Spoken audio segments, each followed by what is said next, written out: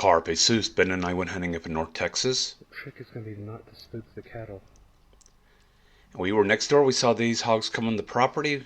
Called the landowner. We came around to the property. And we've got hogs out there at 360 yards. And now Ben's coming online with his RIX Tourer T20 digital night vision scope. And he can also see the hogs at 360 yards just fine. A few years ago, that would be nearly impossible with digital night vision. Now we've moved up. We're still having the same problem during our stalk. We've got all the cattle that are in the way. And this evening I'm getting video through my RIX LEAP L6 thermal weapon sight. Got a calf in front of the trees with the hog. Tonight we're both shooting 6.5 Grendel rifles. Ben's is from Lone Star Armory. Mine, my buddy Minnesota Brian helped put together for me. They're both outfitted very similarly. And Ben is going to be shooting Northern Precision bullets from his, and I'm going to be shooting Hammer bullets from mine. Both of these loaded by Druid Hill Armory in the Starline Brass and have velocities over 2,700 feet per second.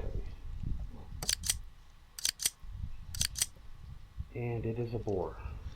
So I've got a boar out front and a calf, and we needed the calf to move, and now the calf has moved. Okay. Alright. What do you want to do? Who do you have picked? So at this point we've already arranged that we're only going to be shooting down basically a sendero of parted cattle. We're not shooting to the left, we're not shooting to the right because of cattle on both sides. And I also have a garage and a house about 100 yards off to my left as well, so I'm not swinging left. Okay, shoot ready. 3, 2, 1. This one boar runs towards us in the shooting lane. Nice. Nice.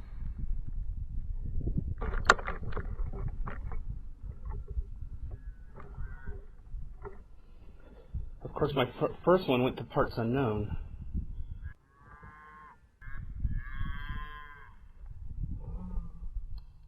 Finishing shot. Somehow that first shot just grazed its neck. The last shot put it down. Brass Catcher by Tactical Brass Recovery. And we've come away with 2 hogs. Ben's was a 170-pound sow, and based upon the blood spot there on the side of the neck and his point of aim, it looks like his sights are definitely on. And it had an amazing 14 fetuses on board. You don't see this very often. My record to date after some 15 years of hunting is only 13, and this one had 14 on board. My shot looked to be similar in positioning, but did not do as well, and the hog managed to make it to the tree line, and we've lost it. However, the boar that ran at us came in at 150 pounds, was shot 4 times, had a lot of intersecting bullet wounds. We will not be necropsying this boar. Moving on to the next property. Once again, I'm getting video through the RIX LEAP L6 thermal weapon sight. Ben is in a position to my left, but he cannot see the hogs because of the way the foliage is distributed. And as the hogs are moving off to the left, I'm thinking he's going to get a view of them, and I'm trying to talk with him about it, and he's telling me he doesn't have a shot.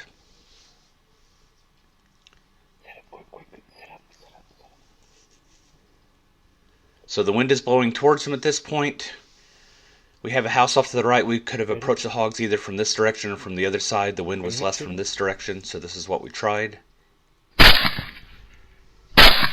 Ben's not shooting. I dropped my opening hog, miss on the runner, and I've got a 140-pound sow that is down. Point of aim, point of impact looked good. And she was pregnant with another 6 on board, giving us 3 hogs recovered, plus another 20 fetuses from the next generation that will not be bothering the landowners. And on the way out of the property, got this picture of Ben walking through an area underneath one of the trees that had been heavily rooted. This year we are having a massive mast crop, and the hogs are loving it. For those of you interested in terminal ballistics, take a look at Carpe Analysis de Dromedaries number 68, where I'll be taking a look at both of the sows that were shot.